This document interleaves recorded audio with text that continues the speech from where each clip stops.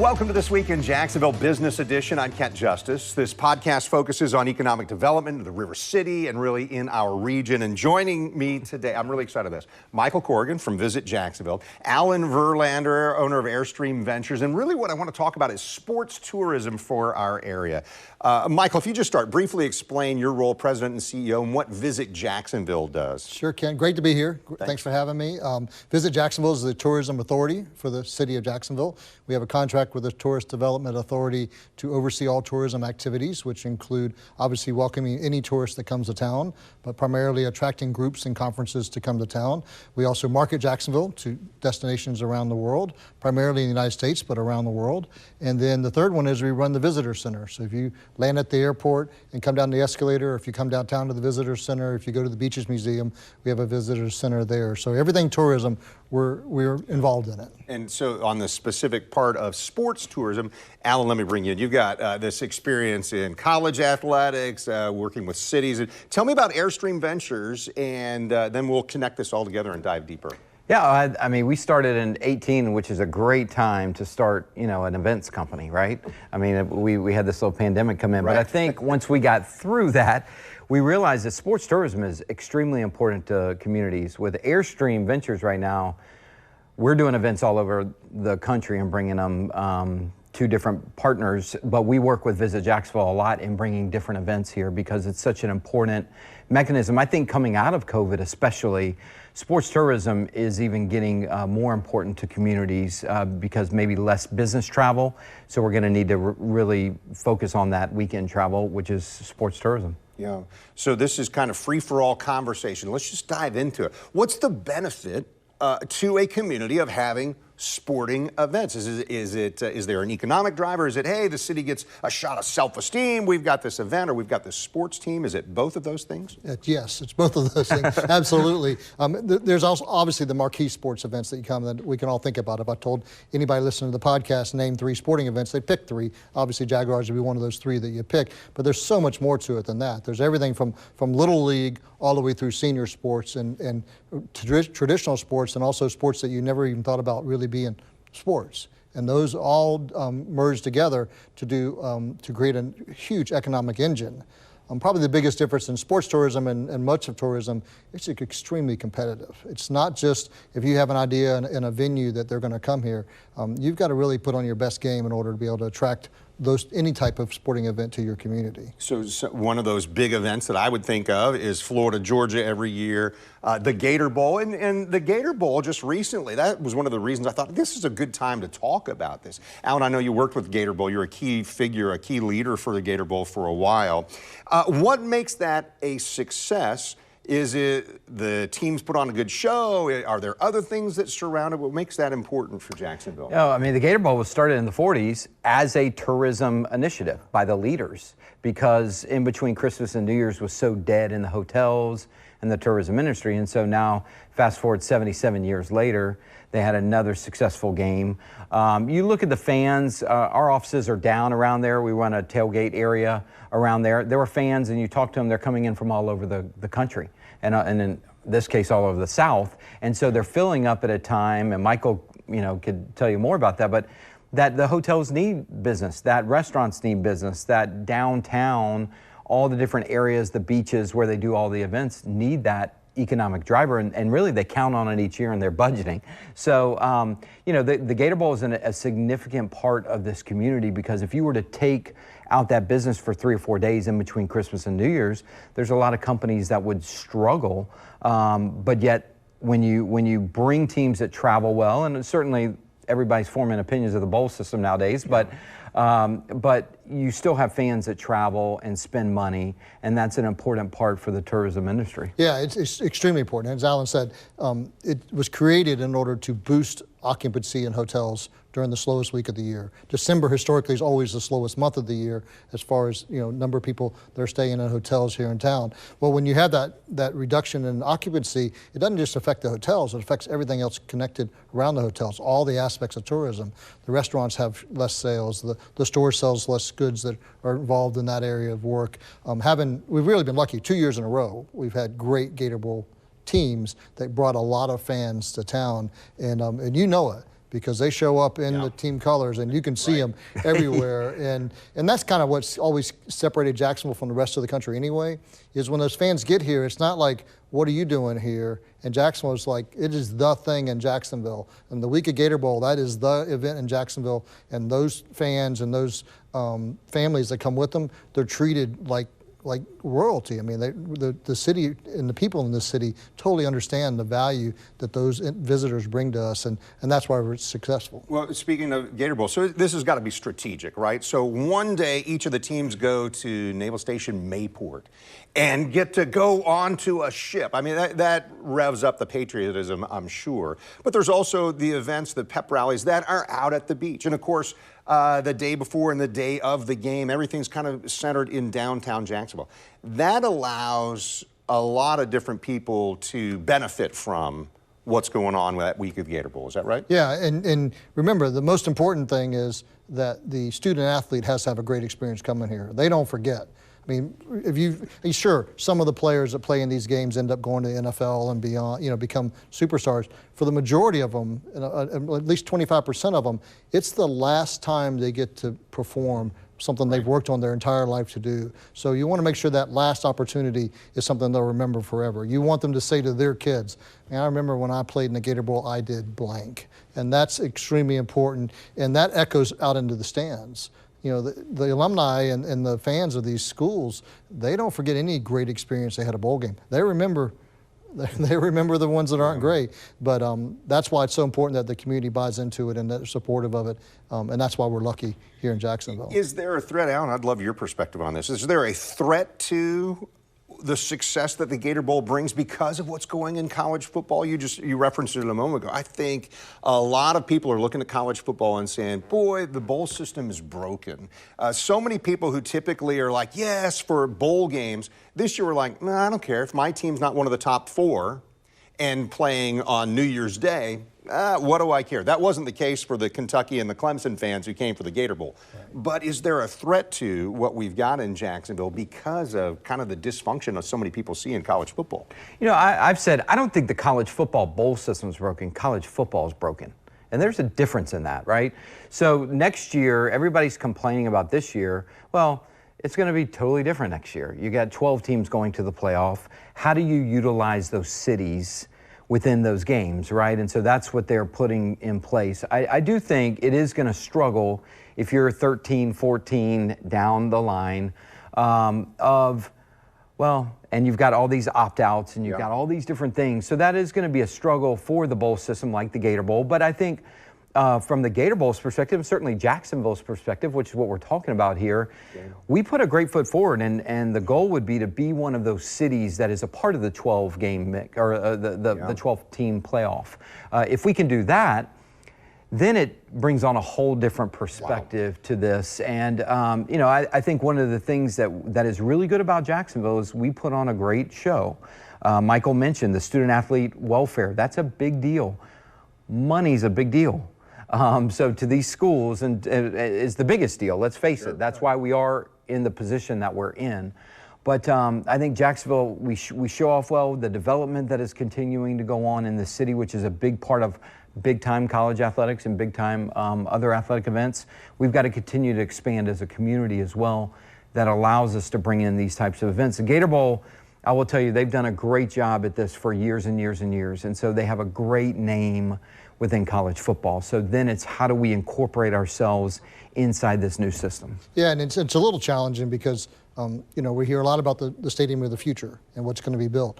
The timing's not perfect on those two lining up. I mean, expand to 12 teams next year at a time you're talking about rebuilding a stadium. So the Jaguars are all in, and the administration's all in on trying to maintain and exceed where we are today. But it's a little bit challenging because as the playoff system expands, we're talking about potentially shutting down our stadium for at least 1 year, maybe 2. Maybe a couple, how does that affect our ability to get in that first wave of the expanded championship? That'll be the toughest because whenever the reimagined stadium is complete, if there's another opportunity to get in, it's going to be much easier because we're going to have a physical facility to be able to do that in. The unknown is not going to help us as they look at expanding the playoff system for next year. What's the, and I know you don't necessarily have numbers from just this past week's game or whatever, but what's the economic impact of an event like the Gator Bowl or Florida-Georgia weekend, or maybe it's those individual Sundays when the Jaguars are in town? Well, last year, the Gator Bowl game last year was a 15 to 18 direct economic impact in our community. 15 to 18 million dollars that wouldn't come in our community on that week of between Christmas and New Year's. That's huge. That's a huge economic impact. You lose that impact, then businesses suffer tremendously from that. And remember, and Alan and I were talking about this before he came in, there's so many people affected by any event that comes to town positively. Even if you look at the stadium, the people that work in the concession stands, or the nonprofits that volunteer there, or the people that help park, or the landowners around it that lease out their parking spaces. There's so many people that are affected by any event that happens in our city positively when they come here. And that's what we get used to. You get used to the Florida-Georgia game and the Gator Bowl game always being there. Well, all of a sudden they're not there. How are you making up that economic impact that's going to happen? There's a negative economic impact when the stadium gets reimagined, during that period that it gets reimagined. We've got to make sure that and Al and I every day work on making sure that we're filling that void before that void ever gets here. Mm-hmm. You know? Well, and I'll tell you one thing, not to jump in, but how this affects people at the town center, how it affects people. Well, those Uber drivers that no longer get big because they inflate their prices, right? So they're taking people to the Gator Bowl, they're taking people to a Jaguar game, they're taking people to Florida, Georgia. They're going to make more money on that, right? Where are they going to take that money and going to spend it? They're spending it with their insurance agent. They're spending it at the cleaners. They're spending it in gas. They're spending it wherever. So that multiplier effect that's always used, it's not only hurting that initial person in tourism, it's then going to suffer because they're not going to be able to spend as much at the grocery store, not going to be able to spend as much.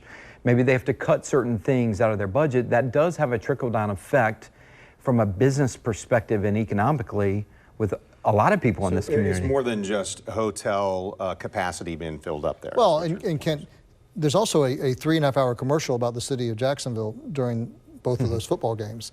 I mean, doesn't hurt to show that beautiful river with sailboats and power boats and beautiful bridges and great buildings and everything else. And Visit Jacksonville can't afford to purchase 3.5 hours of network TV marketing in a row. So I mean, that's something that people don't really take into account, that there's a lot of people that watch that. I mean, you visualize people that come here and have an incredible time. I mean, 90% of the people that are in Jacksonville came here from somewhere else.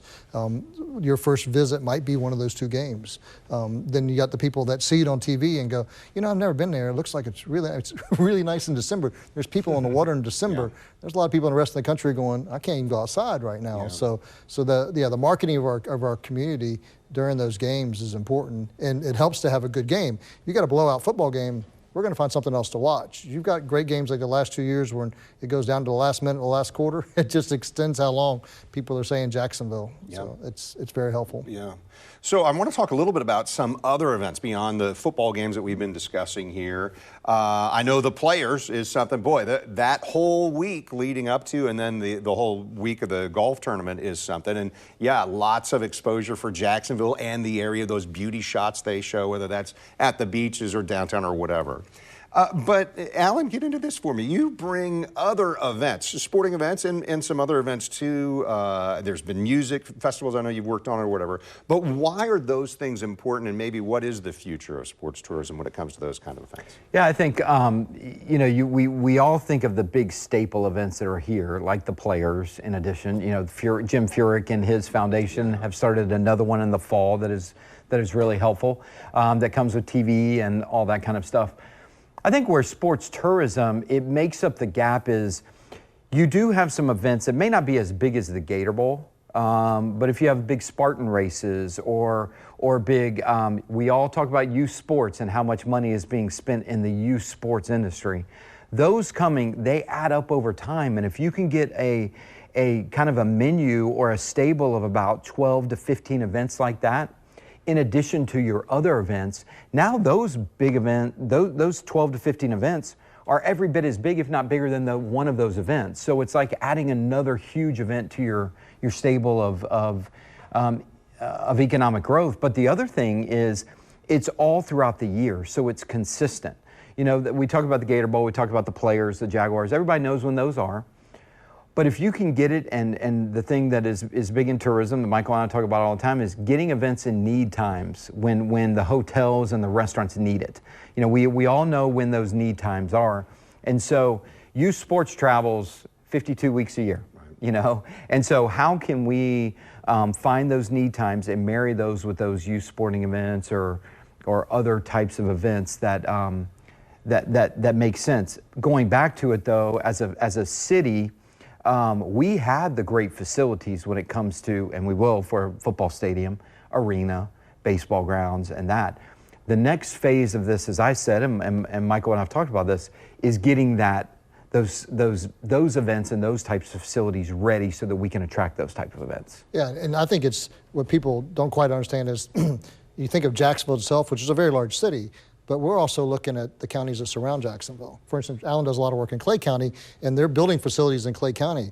Well, they have the facilities to hold the events, but they don't necessarily have the hotel rooms or even the restaurants that can support those events. So those people are coming in our community area to visit are coming into Jacksonville and spending a lot of money in our community. So we're all working together really on a regional approach to make this happen because we know that regional approach is going to be much more effective than just working in a silo. If we just tried to fill up the arena and that's all we did, we would not be successful. It's that collaboration of all the different opportunities that we have and taking advantage of them. Some of them, you would assume that there'd be something there. Some places that we do events, you'd go, I never would have dreamed you would have done this event there. Yeah. I mean, a Spartan race at a motocross park is an example of what we've done in the past. Is there a connection at all with collegiate events? Colleges, I mean, you got your teams at UNF or JU or Edward Waters or what have you, but is there anything that makes that a draw, or is there something that allows some partnership there, or is that two separate entities? No, definitely a partnership. The best one that I can talk about today is University of North Florida's track and field facility. The Tourist Development Council multiple times have invested resources, capital resources into that facility.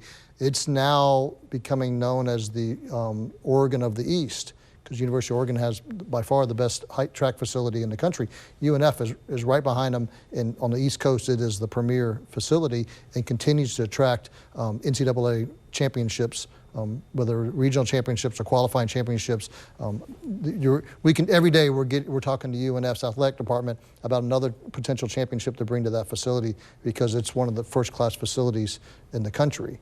And what UNF is now realizing is, wait a minute, that's a huge recruitment tool for us, for students in the future. If we can bring in great youth and high school running events to there, the Bob Hayes Invitational, for the first time last year, moved to the University of North Florida. Those are students and parents that are getting exposed to university. May never even known it was there, but now they're getting to see it firsthand.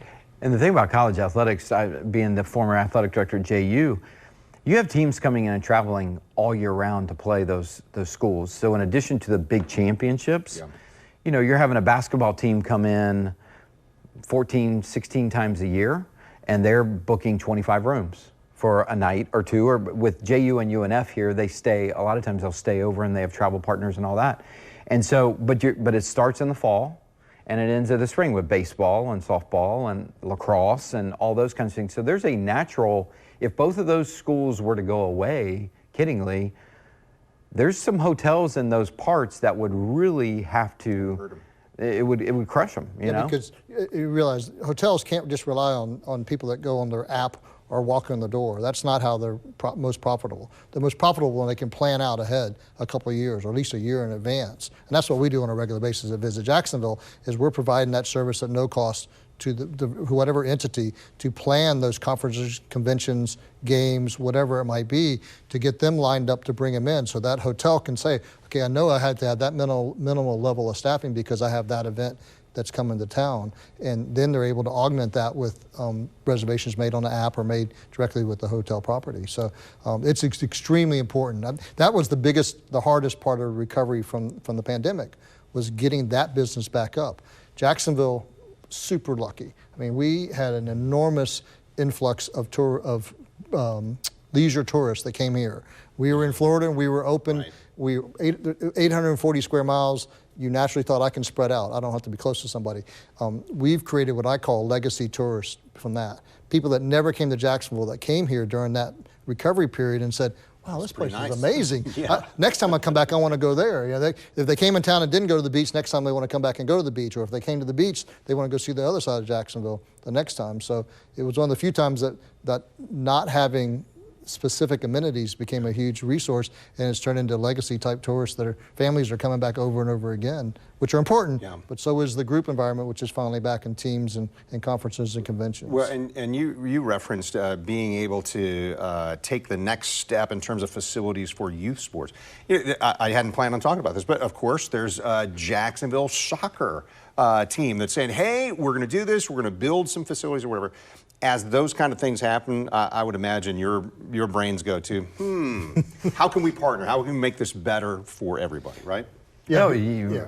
Because there's two entities, and both of them are talking about more than just a stadium. They're talking about building something that's going to be more valuable than, I mean, obviously any new venue is important, but what's around that venue is even more important. So how many soccer games can you put on at one time and then have a championship game inside the stadium itself? So yeah, it's extremely important. Yeah, I mean, it's you look at the sport of lacrosse, how much it's grown. You know, you've got all these big, I mean, we know baseball, the softball, the soccers and all that. And I think that's where Jacksonville, and we talk about this all the time, we have to get into that next cycle. We don't have a lot of those types of facilities. And so we have to be very creative. You know, the great thing about Jacksonville is we're really creative. Sometimes the bad thing is we have to be really creative, right? And so it does entertain your creative thoughts. But the thing that about sports tourism and youth sports and all that, those of us in the business are convinced that if and when we are going to get those types of facilities, it just becomes a home run in bringing these types of events to Jacksonville. We've already done, we collectively, we have a great beaches, we have a great community, we have a great downtown, we've got a great everything. Now it's once you add that, we got great hotels, we got great restaurants. Now you add that final piece of facilities that is top notch in some of the sports that we need to be getting into, then it just becomes a home run. And people always say, the moment Jacksonville turns a switch on that, y'all better watch out. And so that's part of the focus right now. Yeah, I mean, and we haven't even touched on senior sports, adaptive sports. I mean, there's so many types of sports that are not, in my opinion, not being fully utilized by the majority of destinations around the country. We know how to be the best at what we do. The Players' Championship exists because we put on the best golf tournament as a Greater Jacksonville Open, and it mushroomed into the Players. So we know how to take an idea, and we know how to welcome people when they get here. I mean, the difference in Jacksonville and every other community in the country is the people. And when you come here, I mean, if you think about it, if you're listening to this podcast, why do you live here? Yeah. Well, you live here because you came and I can't really tell you what it is about it, but I just didn't want to leave. I mean, I went to the Jaguars, community meetings. Followed that, Mark Lamping came to a Rotary meeting I attended. At the end of the presentation, the question was, Mr. Lamping, how's the family? I thought, what a stupid question. And Mark's answer was, they're fantastic. He goes, I came here Shad Khan hired me to come do a job, and I moved here. And he goes, I'm staying here. Most of my family has moved here. When I retire, I'm going to stay here. That happens thousands of times a month. Yeah. And what is it? No, none of us can really figure out what it is. It's the people. And so if we can bring championships or sporting events here and they get a taste of the people of Jacksonville, it's not hard to keep them. It's just hard to get them here the first time. Yeah, that's awesome. I appreciate talking through this. Michael Corrigan from Visit Jacksonville, Alan Verlander, Airstream Ventures. I knew we would have a good conversation on this, and so I appreciate it. And for all of you, we're constantly working to bring you more interviews like this that are focused on economic development and growth in our region. So thanks for joining us today. You're going to find more episodes like this right now on News4Jax Plus. And thanks for joining us for This Week in Jacksonville Business Edition.